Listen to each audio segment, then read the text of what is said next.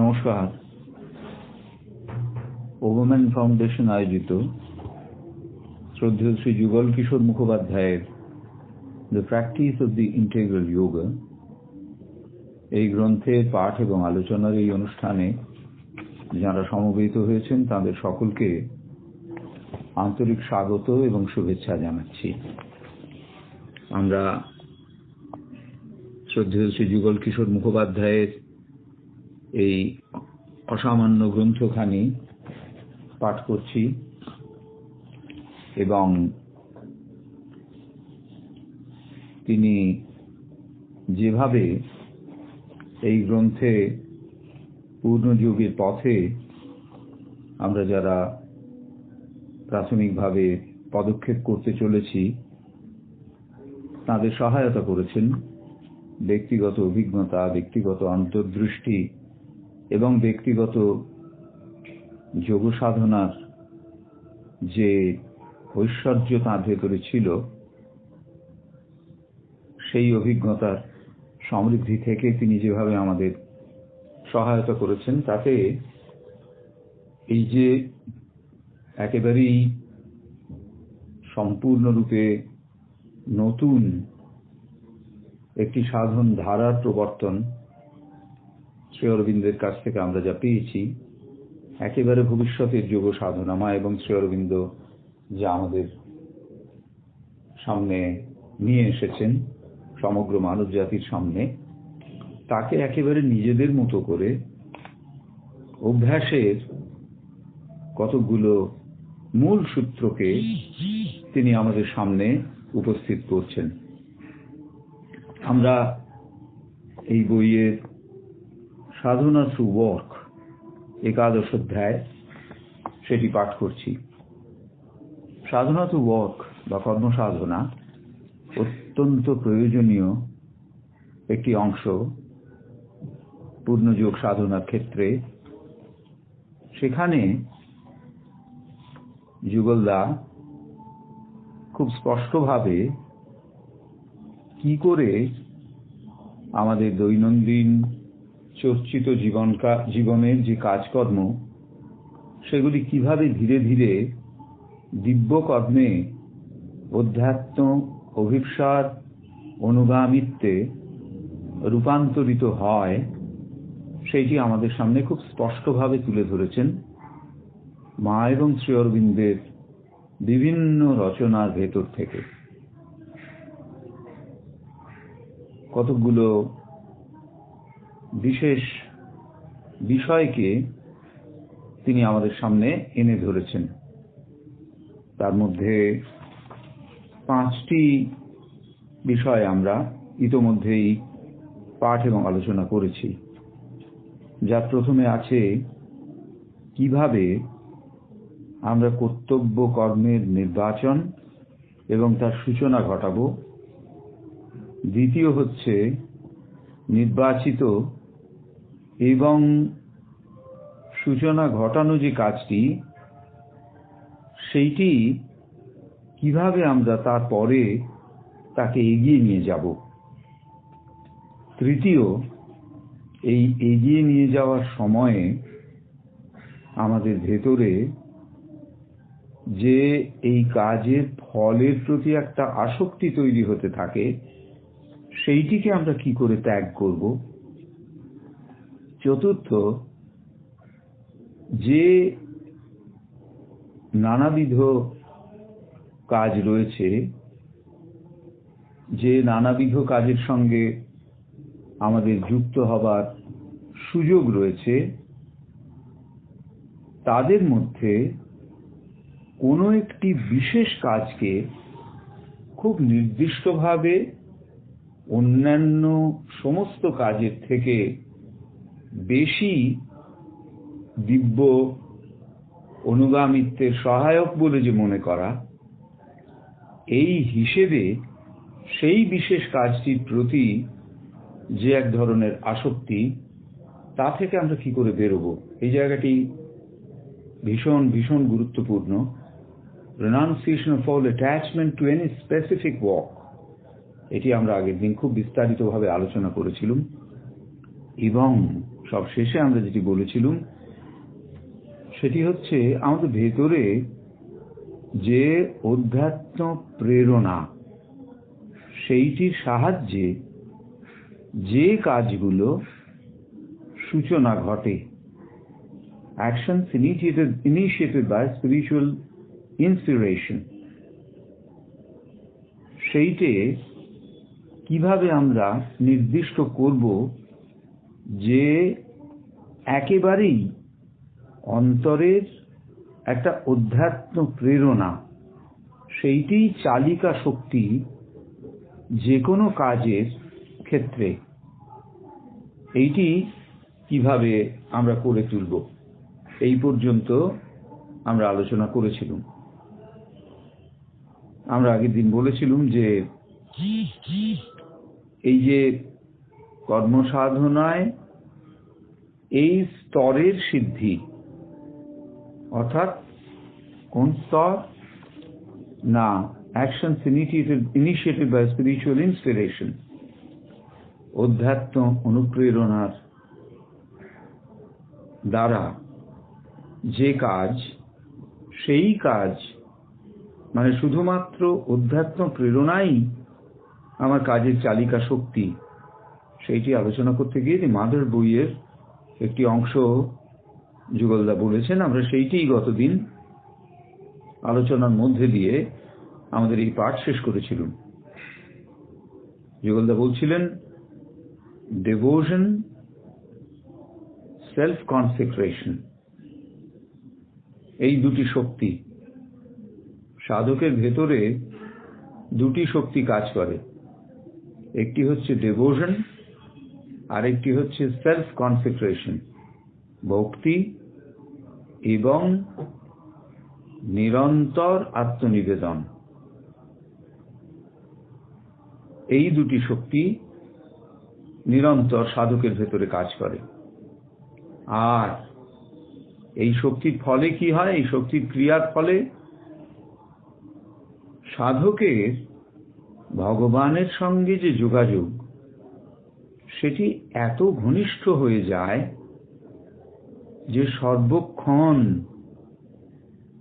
তিনি শুধু একাগ্র হয়ে থাকেন এবং তার যা কিছু সে সব তিনি ভগবানের হাতে সমর্পণ করে দেন। এই যে যা কিছু সে সবই তিনি ভগবানের হাতে সমর্পণ করে দিলেন, কেন? যাতে তার কাছ থেকে, ভগবানের কাছ থেকে তিনি নির্দেশ লাভ করেন। একেবারে ভগবানের সরাসরি আদেশ এবং সরাসরি যে দিব্য আবেগ, সেইটি খুব সুনির্দিষ্টভাবে, নিশ্চিতভাবে একটা লক্ষণ হয়ে দাঁড়ায়। কি কাজ, কোন কাজ করতে হবে এবং কিভাবে করতে হবে এবং তার কি ফল হবে, এই তিনটি নির্বাচনের ক্ষেত্রে। অর্থাৎ সাধকের ভেতরে দুটি শক্তি কাজ করে। একটি হচ্ছে ভক্তি।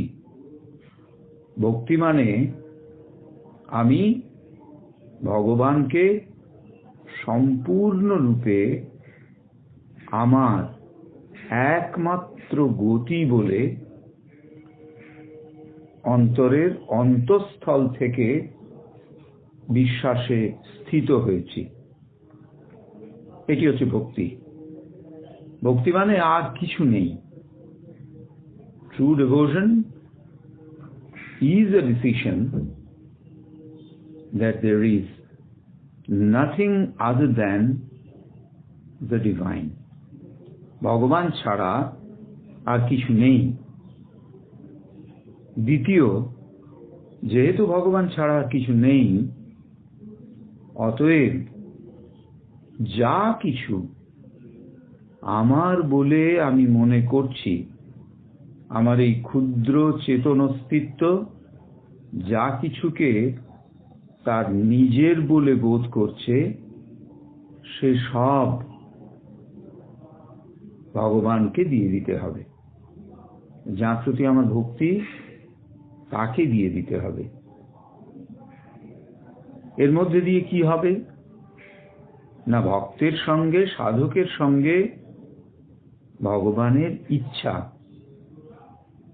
তার একটা যোগাযোগ ঘটবে, এবং এই যোগাযোগ এত ঘনিষ্ঠ হবে, ইন্টিমেট, যে at all times, সর্বত্র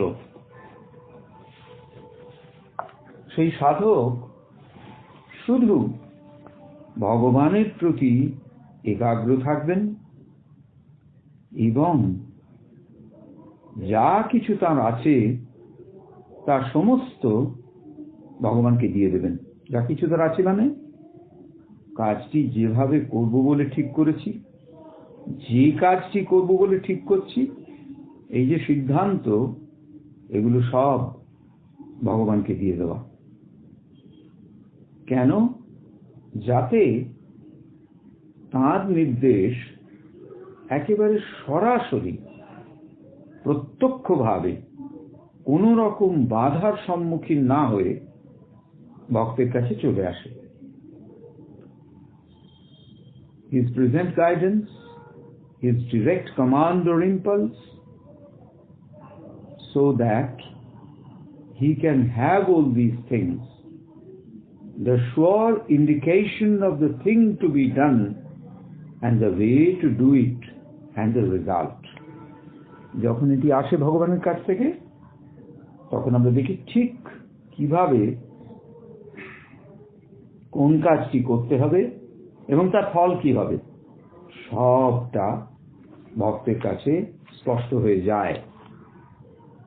এটি আমরা আগের দিন পড়েছিলাম। আজকে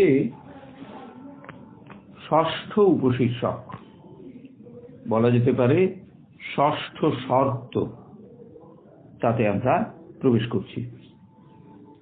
annulment of the sense of I as the worker. এই যে annulment of the sense of I, এইটি আগেও এসেছে। এই প্রসঙ্গ প্রত্যেকটি ক্ষেত্রেই কোনো না কোনো ভাবে সেটি এসেছে। বিশেষত তৃতীয় যে বিষয়টি যুগলদা বলছেন, সেখানে renunciation of old desire for fruit, ফলের প্রতি যে ডিজায়ার, ফলের প্রতি যে কামনা, আমি একটা কাজ করছি, সেই কাজের একটা ফল আমি আশা করছি, সেই ফলের প্রতি আমার একটা ভীষণ কামনা রয়েছে। আমি প্রতি বছর শীতকালের আগে 100 করে কম্বল বিতরণ করেছি গরিব মানুষদের ভেতরে, নিজের চেষ্টায় কারা পেলে ভালো হয় সেটি নির্বাচিত করেছি, নিজের চেষ্টায় নিজের প্রয়াসে 100টি কম্বল আমি সারা বছর ধরে জোগাড় করেছি এবং তাদের দিয়েছি। এই পর্যন্ত ঠিক আছে। শুরু হচ্ছে এরপর থেকে। প্রথম যে অংশ সেটি বাদ দিয়ে বলি, আমি এটা বুঝতে পারছি যে কাজটা আমি করছি। দ্বিতীয়, আমি একটা ভালো কাজ করছি। তৃতীয়, এই কাজটা অনেকেই করে না, অতএব অনেকের থেকে আমি একটু বেশি ভালো। চতুর্থ, এই যে ভালো কাজ করলুম তার মানে আমার ভালো হবে। এই যে ভালো কাজ করলুম তার মানে ভালো হবে। আর কার ভালো হবে? আমি ভালো কাজ করেছি, অতএব আমার ভালো হবে। এই যেই কাজের ফলটা ভালো এবং সেই ভালোটা আমার হবে, কারণ আমি কাজটা করেছি, এটা যেই এলো তখনই ডিজায়ার ফর ফ্রুট তৈরি হলো। আর তারও আগে যখন কাজটা করছি তখন কাজটা আমি করছি। The sense of I as the worker. এই যে কম্বল বিতরণ হচ্ছে প্রত্যেক শীতকালে, সেটি আমি করছি। ভাবতে একটু অবাক লাগে না? আমিই তো করছি। তাহলে আমি করছি ভাবতে অসুবিধাটা কোথায়? কিন্তু যুগলদা বলে দিচ্ছেন পরিষ্কার, sense of I as the worker has to be annulled. মুছে দিতে হবে, কেটে ফেলে দিতে হবে। যতক্ষণ পর্যন্ত সাধক এইরকম একটা জোরালো প্রভাবের আওতায় থাকবে, যে যদিও তিনি যে কাজটি করছেন সেই কাজের প্রেরণা তিনি ঊর্ধ্বতর কোনো সূত্র থেকে গ্রহণ করেছেন এবং তা এসেছে তার অন্তরে, ঊর্ধ্বতর সূত্র থেকে অথবা অন্তরের অন্তঃস্থলে যে সূত্র সেখান থেকে এসেছে। তিনি যে কাজটি করছেন তার সেই কর্ম সম্পাদনের প্রেরণা, যদিও সেরকম একটা ইমপ্রেশন তার থেকে থাকে, তবুও শেষ পর্যন্ত কাজটা কে করলো না তিনি করলেন, কে করলেন কাজটা না তিনি করলেন, শেষ পর্যন্ত যে কাজটা হলো সে কাজটা সম্পাদনের ক্ষেত্রে কারা বা কে তার দায়িত্বে ছিলেন, অর্থাৎ কর্ম পরিচালনার দায়িত্বে কে ছিলেন? আমি ছিলাম। এই হচ্ছে I as the worker entry নিচ্ছে কাজের প্রসঙ্গে। কাজটা আমি করেছি কেন না, আমার ভেতরে সেই উচ্চ কোনো সোর্স থেকে অথবা গভীর অন্তরের গভীর কোন সোর্স থেকে একটা প্রেরণা এসেছে। যেই কাজটাতে আমি নেমে পড়েছি তখন কিন্তু আমি আর এটা ভাবছি না ওই প্রেরণাই আমার কাজটার জন্য দায়ী, কাজটার কারণ। তখন আমি ভাবছি আমিই কাজটা করছি, কারণ it is me who am executing the action. এখন এমনকি এই যে I am the worker, আমি কর্মী, এই রকমের একটা বোধ, সেটিও তার চেতনার ভেতর থেকে বের করতে হবে। অর্থাৎ I as the worker, এই বোধটিকে তার চেতনা থেকে বার করে ফেলতে হবে। তাহলে কি হবে বার করে ফেললে? না, তিনি একেবারে কংক্রিটলি, দৃঢ়ভাবে এটা অনুভব করবেন যে দিব্য শক্তি নিজে তার যা কাজ বলে তিনি ভাবছেন সে সমস্ত কাজ করিয়ে নিয়েছেন।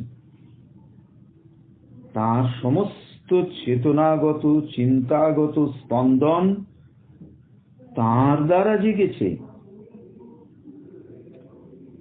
যা কিছু শক্তি যার সাহায্যে তিনি কাজ করেছেন সেই শক্তি হচ্ছে কার না? দি ডিভাইন শক্তি হারসেলফ। যে পাওয়ারের সাহায্যে তিনি কাজ করছেন সে সব দিব্য শক্তি। এবং যিনি সাধক, যিনি কর্মী, তার মন, প্রাণ এবং দেহ শুধুমাত্র কি না সচেতন এবং আনন্দময় যন্ত্র। কিসের যন্ত্র? অফ অ্যাকশন, তার কাজের যন্ত্র। মিনস অফ আ প্লে, তার খেলার উপায়।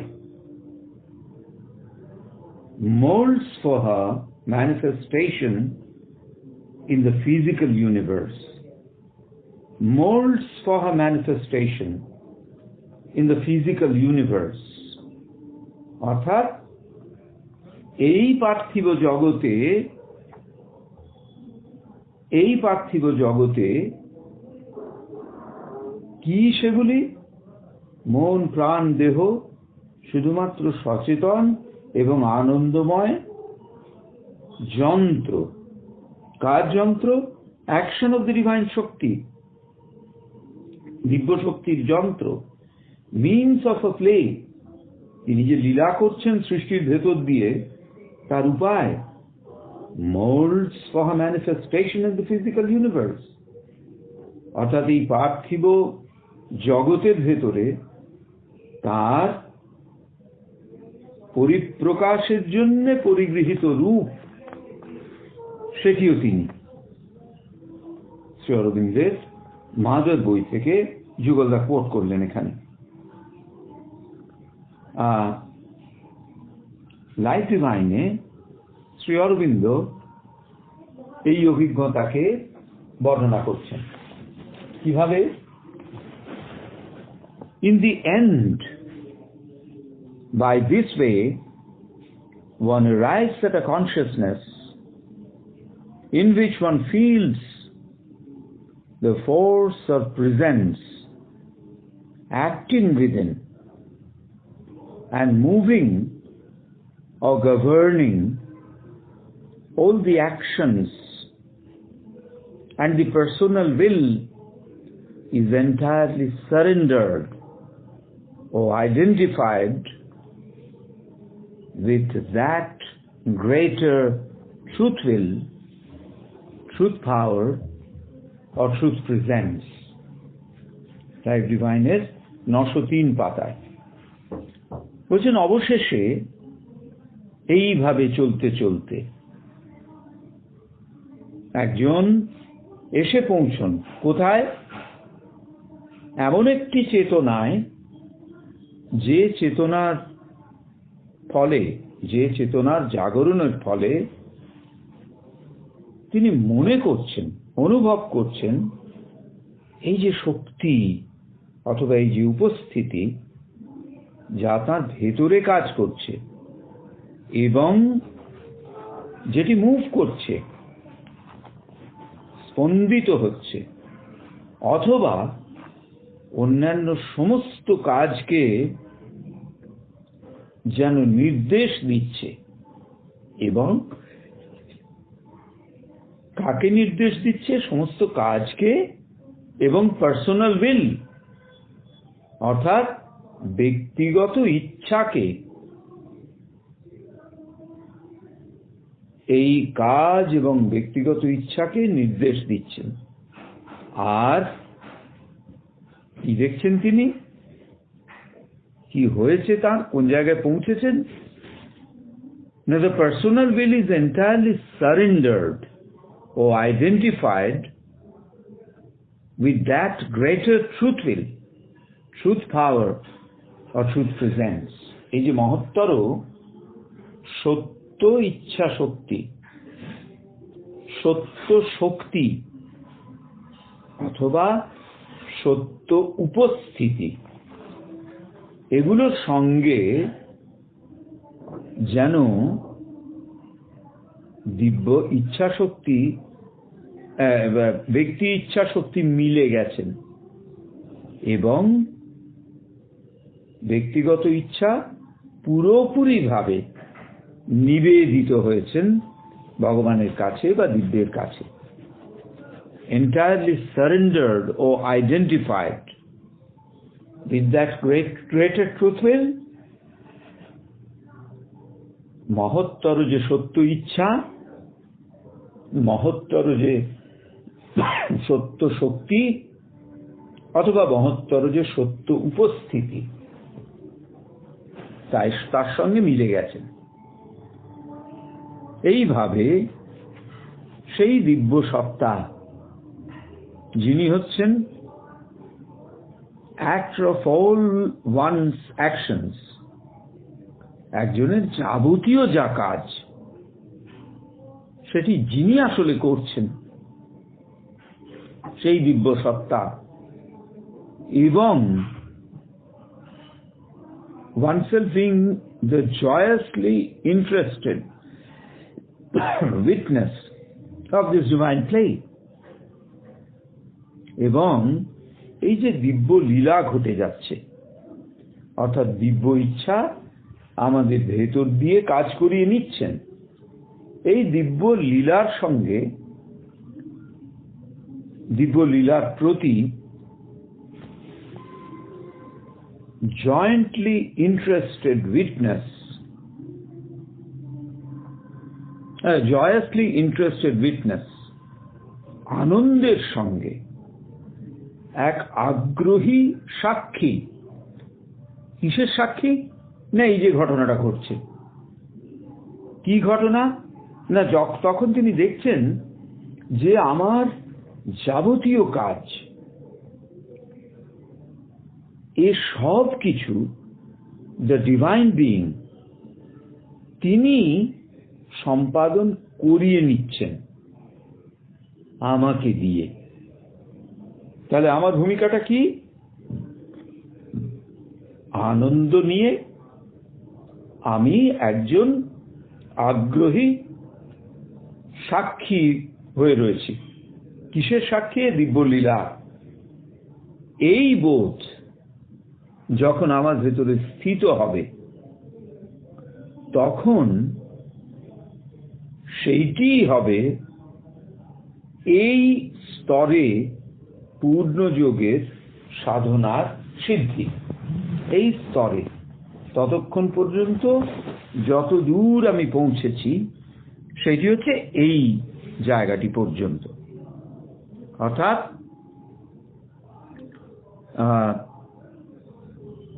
divine being the actor of all one's actions and oneself being the joyously interested witness of this divine play.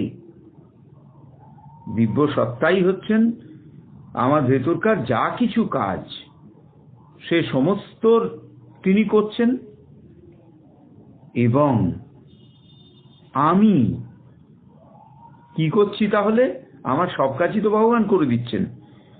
আমি আনন্দ এবং আগ্রহের সঙ্গে সেগুলো দেখে যাচ্ছি, তার সাক্ষী থাকছি। ভগবান এইসব কাজগুলো আমাকে দিয়ে করিয়ে নিচ্ছেন, তার সাক্ষী আমি রয়েছি। এইটি হচ্ছে এই স্তর পর্যন্ত যারা পৌঁছেছেন তাদের সিদ্ধির প্রকৃতি,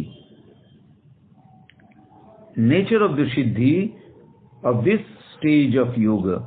This stage মানে পূর্ববর্তী পরম্পরাগত সাধনার স্তরগুলিকে অতিক্রম করে যে স্তরে শ্রী অরবিন্দ আমাদের উত্তরণ ঘটিয়েছেন, সেই স্তরের যে যোগ সাধনা, তাতে রাজা অশ্বপতি, তাতে যিনি ভক্ত তিনি আনন্দে তার সাক্ষী হিসেবে দেখছেন। রাজা অশ্বপতি যেমনটা দেখেছিলেন বুক 1 ক্যান্টো 4 এ, এই সব রাজা অশ্বপতি দেখেছিলেন। তিনি দেখেছিলেন divine being is the actor, এবং তার ভেতর দিয়ে বা মানুষের ভেতর দিয়ে এই পৃথিবীতে যা যা কিছু ঘটছে সেগুলোর প্রতি রাজা Ashwapati was joyously interested witness. সে সব রাজা অশ্বপতি আনন্দময় সাক্ষী হিসেবে আগ্রহ নিয়ে সেগুলি দেখেছিলেন। তো এইটি হচ্ছে আমাদের ক্ষেত্রেও এইটি হলো অন্যতম প্রধান একটা দিক। সব শেষে 7 নম্বর, experience of identity with the divine. ভগবানের সঙ্গে মিলে যাওয়ার, অভিন্নতার একটি অভিজ্ঞতা, অর্থাৎ অভিজ্ঞতায় ভগবানের সঙ্গে আমি মিলে গেছি। এটি যখন আমার বোধ থেকে আমি যে কর্তা এই ভাবনাটি চলে গেল, আমি ধরে নিচ্ছি যে আমি যে কর্তা এই ভাবনা থেকে সাধক বেরিয়ে এসেছেন। তারপর বলছেন এমনকি সেই বোধ যে আমি দিব্য কর্মের যন্ত্র, সেই জন্য এই কাজটা করছি, সেই বোধও চলে গেছে। তখন সাধক কোথায়? না, সাধক কর্মযোগের অন্তিম পর্যায়ে রয়েছেন, কর্মযোগের অন্তিম পর্যায়ে আছেন। অন্তিম পর্যায়ে আসতে গেলে ঠিক তার ইমিডিয়েটলি দুটো স্টেপ কি কি? annulment of the sense of I being of the actor, অর্থাৎ তিনি যে নিজেকে কর্মী বলে ভাবছেন, তারই কাজ, তিনি কাজ করছেন, সেইটাকে সরিয়ে দেওয়া। আর annulment of the self of oneself being an instrument of divine action, দিব্য কর্মের যন্ত্র হিসেবে একজনকে মনে নিজেকে ভাবা, সেইটিও নয়, সেইটিও মুছে গেছে। এমতো অবস্থায় সাধক কর্মযোগের কর্মসাধনার অন্তিম স্তরে এসেছেন, যেখানে তিনি নিজেকে অনুভব করবেন কিরকম? Completely identified with the divine consciousness, সম্পূর্ণরূপে মিলে গেছেন। কার সঙ্গে? ডিভাইন কনসিয়াসনেস, দিব্য চেতনার সঙ্গে। দিব্য চেতনার সঙ্গে তিনি আইডেন্টিফাইড হয়ে গেছেন। এইটা হচ্ছে অন্তিম স্তর, কর্মসাধনার অন্তিম স্তর।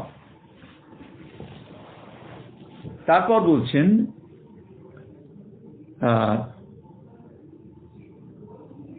Sri Aurobindo has described this summit realization in this way. The mother, সেখান থেকে বলছেন, in the last stage of this perfection, you feel yourself to be no longer another and separate being, instrument, servant, or worker, but truly a child and the eternal portion of her consciousness and force. বলছেন এই যে অন্তিম স্তর, অর্থাৎ perfection, ক্রমশ সুষমাঋদ্ধ হয়ে ওঠার যে স্তরগুলি চলছে, তার ভেতর দিয়ে এই যে অন্তিম স্তর, যেটাকে বলা হয়েছে identification with the divine consciousness, সেই অন্তিম স্তরের যে সংশুদ্ধি, তাতে পৌঁছে ভক্ত নিজেকে আর স্বতন্ত্র কিছু ভাববেন না, স্বতন্ত্র অস্তিত্ব। আমি যন্ত্র, তুমি যন্ত্রী, আমি ভৃত্য, তুমি প্রভু, আমি কর্মী, তুমি যার কর্ম এবং যিনি আমাকে দিয়ে কাজ করাচ্ছেন তিনি। এই যে রিলেশনশিপ, একেও অতিক্রম করে যাওয়া, একে অতিক্রম করে গিয়ে কি হবে? A child and eternal portion of her, one of the divine mother's consciousness and force, দিব্য মাতৃশক্তির চেতনা এবং বল, চেতনা এবং শক্তি, দিব্য মাতৃ অস্তিত্বের চেতনা এবং শক্তি, তার সন্তান আমি।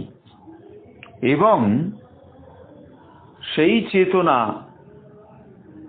এবং শক্তি, মায়ের সেই চেতনা এবং শক্তির শাশ্বত অংশ আমি। তো তাহলে দুটো কথা, আমি তার সন্তান, আমি তার শাশ্বত অংশ। এখনকার দিনে বিজ্ঞান খুব স্পষ্টভাবে এমন কথা প্রমাণ করেছে যে সন্তান মানেই হচ্ছে ইটারনাল পোর্শন। তার কারণ আমরা জানি যে মায়ের ভেতরকার যে ডিএনএ, সেইটি সন্তানের মধ্যে সঞ্চারিত হয়। আবার আমরা যদি ব্যুৎপত্তির দিক থেকে দেখি, সন্তান শব্দটি এসেছে তন ধাতু থেকে নিষ্পন্ন হয়ে। তন ধাতু, এই কথাটির মানে হচ্ছে ছড়িয়ে পড়া। সন্তান ছড়িয়ে পড়া, অর্থাৎ মা বা পিতা তিনি সন্তানের মধ্যে দিয়ে ছড়িয়ে পড়েন।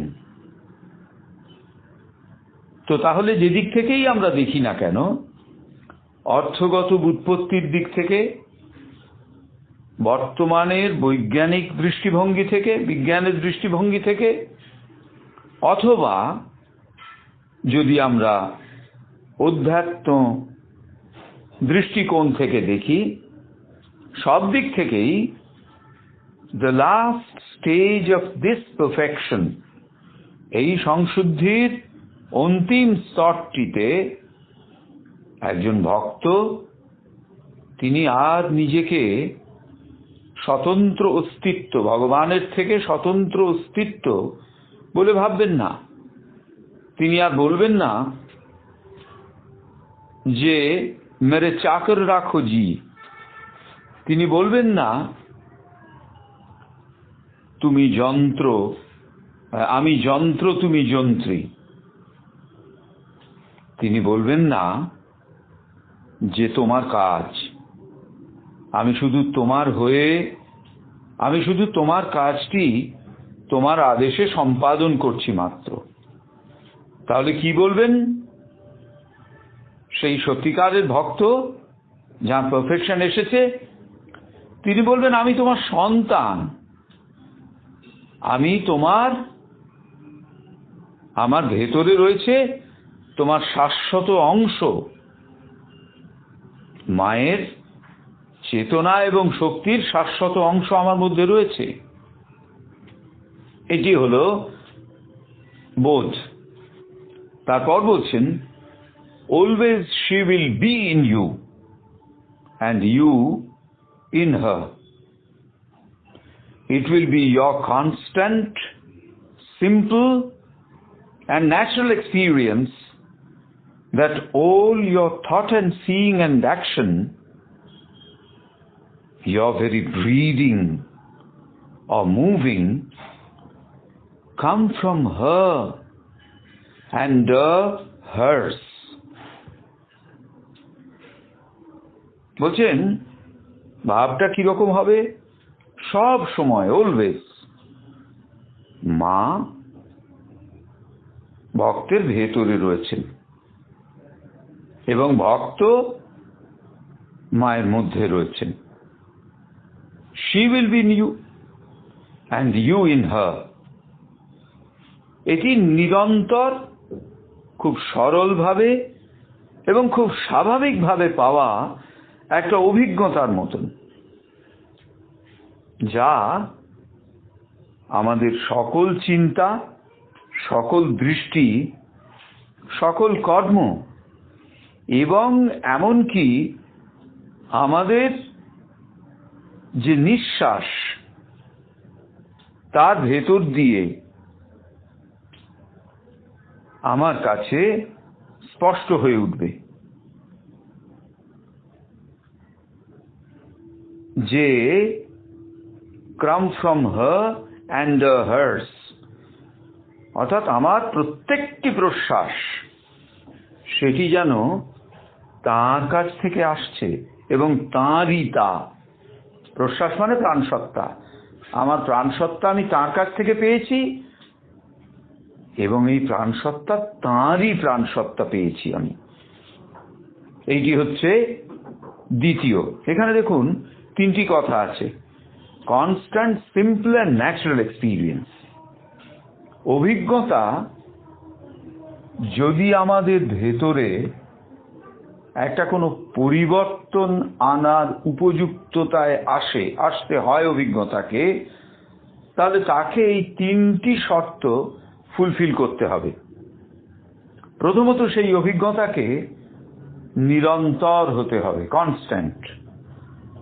দ্বিতীয়ত সেই অভিজ্ঞতাকে অত্যন্ত সহজ হতে হবে এবং তৃতীয়ত সেই অভিজ্ঞতাকে হতে হবে খুব স্বাভাবিক। এই যে নিরন্তর, সরল এবং স্বাভাবিক তিনটি বৈশিষ্ট্য, এই তিনটি যখন থাকে তখন কি হয়, আমার সকল চিন্তায়, আমার সকল দৃষ্টিতে, আমার সকল কর্মে, এমনকি আমার প্রতিটি প্রশ্বাসেও ভগবানের উপস্থিতি থাকবে এবং সেগুলি ভগবানেরই হবে। এই জায়গাতে আমি পৌঁছই। যেমন আমার ভেতরে আমি যে মানুষ, এই রকম একটি বোধ রয়েছে। এই বোধটি মানে কেন আমি আমাকে মানুষ বলে ভাবি, তার কারণ এই আমি যে মানুষ, এই বোধটি আমার মধ্যে কনস্ট্যান্ট, নিরন্তর রয়েছে। দ্বিতীয়, এটি অত্যন্ত সিম্পল, হ্যাঁ আমি মানুষ ছাড়া কি। তৃতীয়, খুব স্বাভাবিকভাবেই আমি আমাকে মানুষ বলে ভাবি। এই যে তিন ধরনের অভিজ্ঞতায় আমার মানুষী অস্তিত্বের প্রতিষ্ঠা, এর ফলে কি হয়েছে? এর ফলে আমার সকল দৃষ্টিতে, আমার সকল কর্মে, আমার সকল প্রাণসত্তাগত স্পন্দনে আমার মানুষী পরিচয়কে আমি প্রতিষ্ঠিত করে যাচ্ছি। ঠিক সেই রকম, এটা আমি অ্যানালজিক্যালি বললুম, ঠিক সেই রকম ভাবেই যিনি এই last stage of this perfection, কর্মযোগের অন্তিম স্তরে পৌঁছেছেন, ঠিক সেইভাবেই তিনি দিব্য মাতৃশক্তির অংশ হিসেবে নিজেকে মনে করছেন। এরপর when this condition is entire and her supramental energies can freely move you, then you will be perfect in divine walks, knowledge, will, action will become sure, simple, luminous, spontaneous, flawless, an outflow of the Supreme, a divine movement of the Eternal.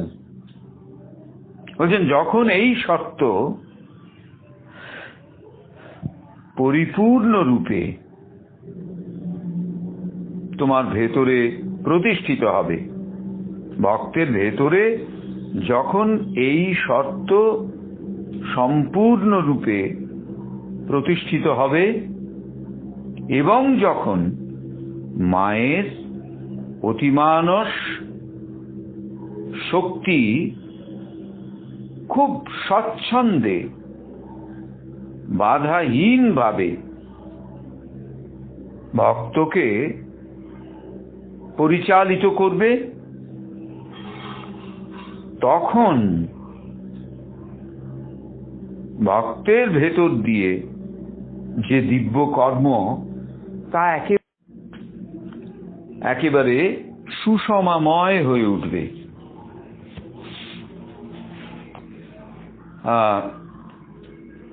এবং আর কি হবে? জ্ঞান, ইচ্ছা শক্তি এবং কর্ম। দেখুন, knowledge, will and action, তিনটি পরপর বললেন। Knowledge, will, action. প্রথমে আমাদের ভেতরে জ্ঞান কাজ করে, সেই জ্ঞান এর প্রেরণাতে আমাদের ভেতরে ইচ্ছা শক্তি জাগ্রত হয় এবং সেই ইচ্ছা শক্তি আমাদের কাজে এগিয়ে নিয়ে যায়। প্রথমে নলেজ, তারপরে উইল, তারপরে অ্যাকশন। প্রথমে একটা উদাহরণ নেওয়া যেতে পারে। প্রথমে আমরা এই জ্ঞানটি লাভ করি যে সাদা আলো আসলে 7টি বিভিন্ন রঙের আলোর মিশ্রণ, এবং যখন আমি ওর সামনে একটা প্রিজম রাখি তখন সাদা আলো 7টি রঙে বিভক্ত হতে পারে। এটি হচ্ছে নলেজ। যেই নলেজটা এলো তখন আমার ভেতরে উইল জাগলো। Let me place a prism in front of colourless light. আমার ভেতরে সেই ইচ্ছেটা জাগলো এবং অ্যাকর্ডিংলি অ্যাকশন এলো। আমি একটা প্রিজম ওই সাদা আলোর সামনে রাখলাম। সাদা আলো বিশ্লিষ্ট হলো 7টি বিভিন্ন রঙের আলোতে। তো তাহলে নলেজ, উইল অ্যান্ড অ্যাকশন যখন মায়ের অতিমানস শক্তি আমার ভেতর দিয়ে বাধাহীনভাবে কাজ করতে পারবে, তখন ভক্ত সত্যিকারের দিব্যকর্ম সম্পাদনের উপযুক্ত হয়ে উঠবেন এবং তখন তার জ্ঞান, ইচ্ছা শক্তি এবং কর্ম কিরকম হবে? একেবারে নিশ্চিত, সিম্পল, একেবারে সরল, লুমিনাস, উজ্জ্বল, স্পন্টেনিয়াস, স্বতঃস্ফূর্ত, ফ্ললেস, ভ্রান্তিহীন। এইরকম একটি আউটফ্লো ফ্রম দ্য সুপ্রিম, যেন সেই পরাৎপর উৎস হতে একটা প্রবাহের